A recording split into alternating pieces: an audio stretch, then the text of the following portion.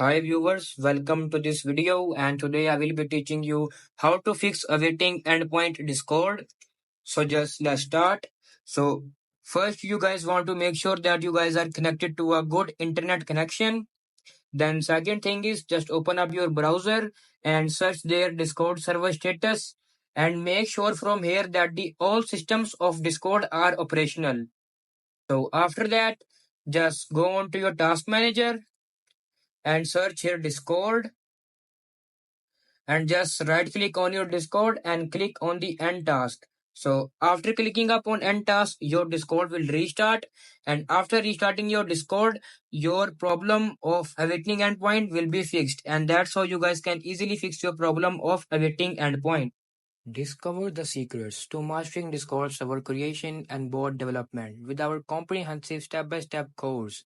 Elevate your skills and become a Discord expert today. Check out the link in the description to get started.